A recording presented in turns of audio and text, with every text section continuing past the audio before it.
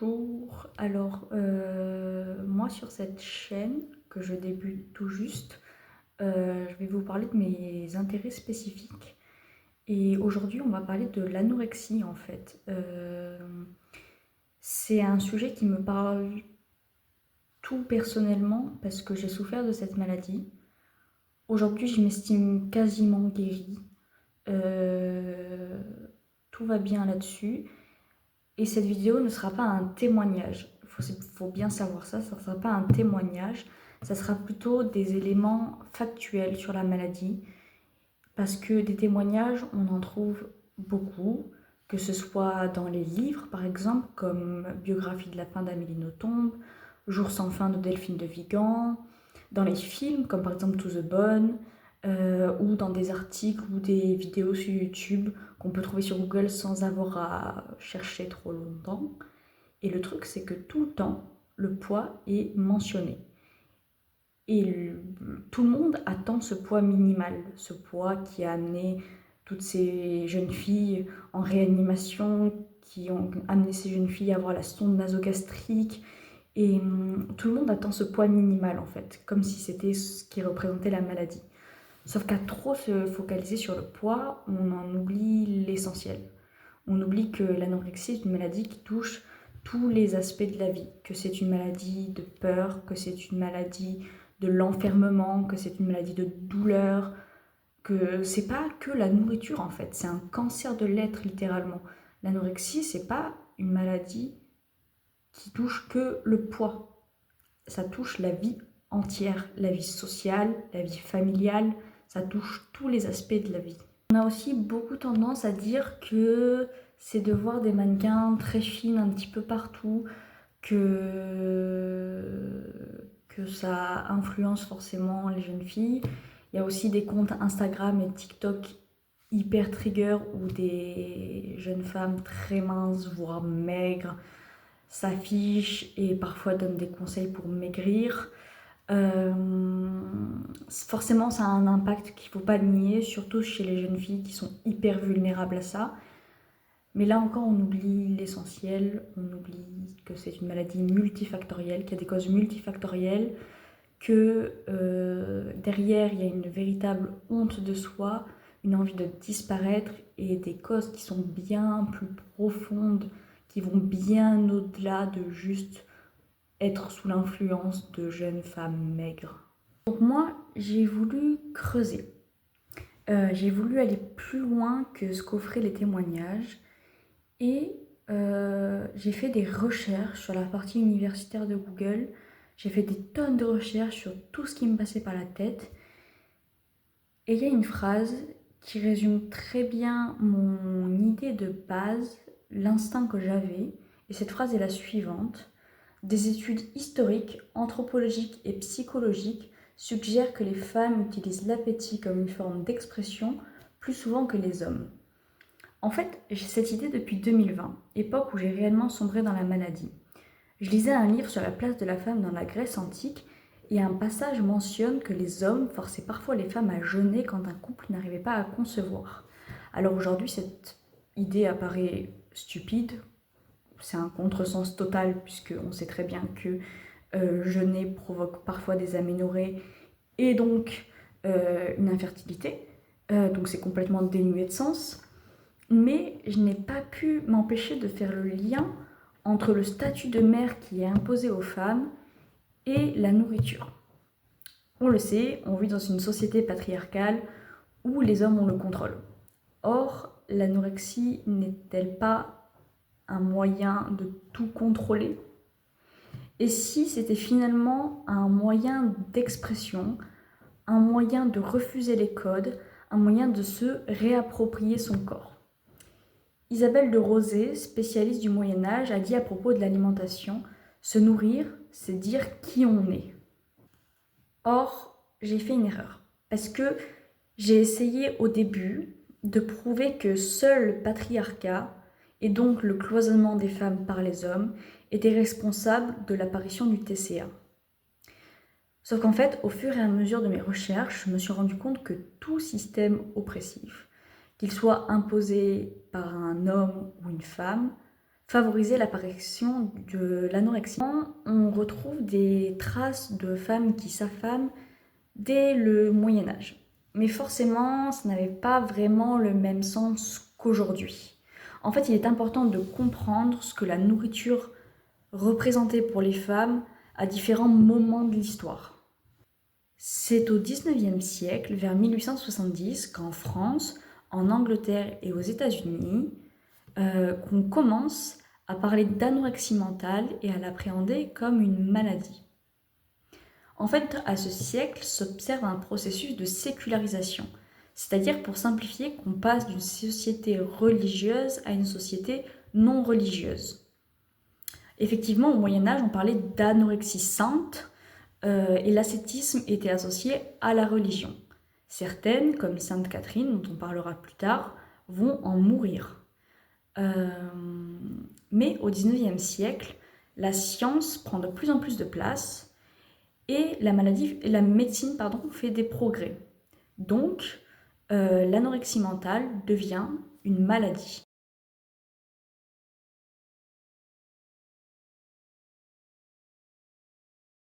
Pendant longtemps, l'embonpoint n'était pas mal vu. Au contraire, cela signifiait que la personne avait suffisamment d'argent pour se nourrir correctement et qu'elle pouvait davantage survivre aux famines. La maigreur était alors synonyme de pauvreté, de maladie et de mort prématurée. Dans l'Égypte ancienne, les pharaons ainsi que les divinités étaient souvent représentés avec des corps plus gros pour montrer leur influence et leur pouvoir. Cependant, dans l'Antiquité grecque et romaine, on observe un léger changement. Le terme obessus fait son apparition, ce qui signifiait manger jusqu'à devenir gros. Mais en fait, les Grecs et les Romains avaient un rapport assez ambivalent avec la Grèce parce qu'ils conseillaient d'en avoir, mais avec modération. Cependant, des analyses linguistiques montrent que le terme gros était associé à la richesse et à la fertilité, tandis que le terme mince est associé à la pauvreté et à la faiblesse. C'est aussi à cette époque que la nourriture commence à être légèrement associée à la morale. Et Hippocrate répand le terme de diata, qui était associé à l'alimentation, l'hydratation, l'activité physique, mais aussi avec les bains et l'activité sexuelle, bref, avec le mode de vie. C'est avec le colonialisme qu'on commence vraiment à associer la nourriture avec la morale. En fait, les colons, quand ils sont arrivés en Amérique, ils ont pensé que c'était la nourriture qui les différenciait physiquement des peuples autochtones. En fait, pour eux, s'ils mangeaient comme ces peuples-là, ils allaient leur ressembler, chose qu'ils ne voulaient pas, évidemment. Et pour eux, ils étaient meilleurs puisque Dieu leur avait donné la mission de civiliser ces peuples, et donc ils ne voulaient pas manger comme eux, et ils mangeaient leur propre nourriture afin de ne pas leur ressembler. Ensuite vient le principe de la taille des vêtements. C'est un concept plutôt moderne puisqu'il date du 19e siècle. Il est apparu aux États-Unis avec la guerre civile de 1861 à 1865. En fait, il a fallu produire en masse des uniformes pour les soldats et on s'est rendu compte que à partir du tour des poitrines des hommes, on pouvait standardiser des tailles. Et donc avec l'industrialisation qui favorise la production en grande quantité, on a décidé d'adopter ce système de mesure à tous les vêtements. Pour les femmes, il a fallu attendre 1939, si je ne me trompe pas, oui c'est ça, date à laquelle le gouvernement américain demandait la mesure des corps de 15 000 femmes, donc c'est-à-dire tour de poitrine, tour de taille, tour de hanche, la taille, la hauteur et le poids. Sauf que le problème, c'est que déjà, les femmes ont des physiques extrêmement différents. Donc il était difficile d'obtenir des mensurations assez fiables. Malgré ces difficultés, un système de mesure allant de 8 à 42 est mis en place. Sauf que déjà, on a mesuré le physique que de femmes blanches. Les femmes noires, on s'en fichait. Et ensuite, les femmes ne voulaient pas se faire mesurer le corps parce que c'était jugé impudique. Donc on a proposé une rémunération, ce qui a forcément attiré exclusivement les femmes pauvres. Et les femmes pauvres étaient mal nourries. Donc en fait, les premiers systèmes de mesure de vêtements étaient basés sur des femmes probablement dénutries. Voilà. Alors, Maintenant, dans les années 1970-1980, on a encore réduit les tailles des vêtements, mais la société contemporaine essaye de mettre en évidence l'absurdité de ce concept de taille qui varie énormément selon les marques. Moi, j'ai plein d'exemples personnels. Par exemple, j'ai une polaire qui ne m'est pas trop grande, qui est en XL. Il faut savoir que je mesure 1m58, hein, donc c'est bizarre. J'ai des vêtements taille enfant, en 10, 12, 14 ans, qui me vont. En termes de pantalons, pareil, j'ai une énorme variabilité de taille, allant du 34 au 40. Ça n'a pas de sens. À la même époque, c'est-à-dire au 19e siècle, toujours aux États-Unis, le plaisir de manger devient une forme de décadence. Et ça, c'est la faute de Sylvester Graham. En effet, pour lui, l'alimentation devait rester austère en quête des vertus. Toujours selon lui, il ne fallait pas d'alcool, pas d'épices, pas de condiments, pas de caféine, pas de sucre, pas de viande, et j'en passe. Il écrit en 1838 « C'est la gloutonnerie et non la famine qui est cause de tous les maux ». Toujours aux États-Unis, la classe moyenne blanche a cherché un moyen d'affirmer sa supériorité face aux nouveaux immigrants qui arrivaient. Et là, le poids est devenu un outil. Il faut savoir que la population qui était la moins bien vue était évidemment les femmes noires. Or, les femmes noires ont tendance à être rondes, tandis que les personnes les mieux vues étaient les hommes blancs, qui ont tendance à être fins et élancés. Donc, on cherchait à ressembler aux hommes blancs. Donc, forcément, les bases de la grossophobie sont donc racistes et sexistes. Le poids est donc devenu petit à petit une obsession. Et William Banting, il me semble un Américain, publie un ouvrage en 1864 sur le régime. Il fait fureur en Europe et aux États-Unis. En fait, en vieillissant, il a pris forcément un peu de poids et il ne correspondait plus à l'idéal de l'homme blanc et ça le frustrait. Donc, il a consulté un médecin qui lui a fait suivre un régime drastique. Et dans son ouvrage, il partage ce régime et l'évolution de sa charge pondérale. Et alors, s'observe une nouvelle obsession, le pèse-personne. À l'époque, on ne se pesait pas vraiment, sauf dans les foires ou les expositions régionales, avec des balances à bascule qui étaient plus destinées à l'usage agricole. Sauf que du coup, des pèse-personnes adaptées à l'humain sont fabriquées. Alors au début, ils étaient gros et onéreux, donc on en trouvait surtout dans les hôpitaux et les cliniques. Mais ensuite, le pèse-personne mécanique à monnaie est apparu. Et alors là, c'est la folie. On en trouve dans les pharmacies, dans les gares ferroviaires, dans les épiceries, dans les banques, les cinémas, les immeubles de bureaux et dans d'autres lieux encore et encore et encore. Et là, c'est vraiment complètement la folie. Donc en fait, paradoxalement, les premiers à partager leur expérience sur les régimes, en fait, ce sont des hommes.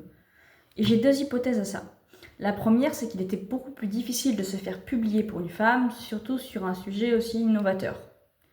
La deuxième hypothèse, c'est qu'à l'époque victorienne, le physique idéal pour une femme, c'était un physique plutôt rond en forme de sablier. Ça indiquait que leur mari les nourrissait bien et qu'elles n'avaient pas besoin de travailler. Toutefois, on va voir que les femmes en fait s'affamaient malgré tout, et ceci depuis très longtemps. En 1890 apparaît la Gibson Girl, illustrée par Charles Dana Gibson pour le magazine Life. La Gibson Girl, c'est un peu la Barbie de l'époque. Elle a la taille exagérément fine, sauf qu'elle porte des jeans, pas forcément des jeans, mais des pantalons, des vêtements confortables pour faire du sport. Elle est perçue comme la femme moderne, se rebellant contre les normes victoriennes. Et en fait, les femmes ont commencé à complexer de ne pas lui ressembler. Sauf que la Gibson Girl, c'est un dessin.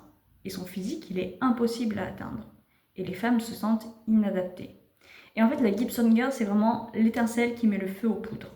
Et à partir de 1900, sont vendus des produits amaigrissants, comme des pilules donc amaigrissantes à base d'arsenic, des pilules accélérant le fonctionnement de la thyroïde et des intoxications au ténia. Le ténia étant le ver solitaire. C'est dégueulasse.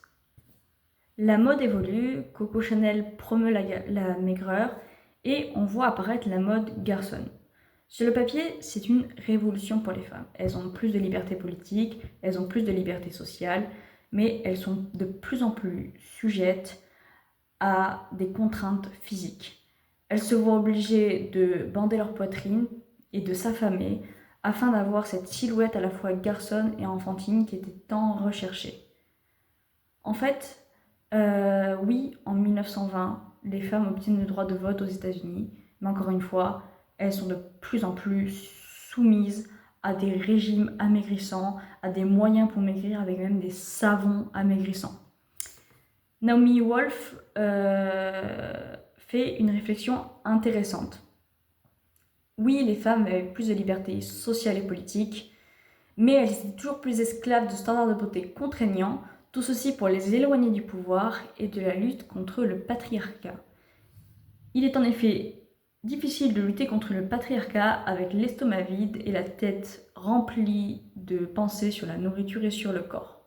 Naomi Wolf dit encore « Suivre un régime amaigrissant est le sédatif politique le plus puissant qui existait dans l'histoire des femmes. » Avant de passer à la partie suivante, je voudrais faire une petite précision. Il y a une différence entre anorexie et anorexie mentale.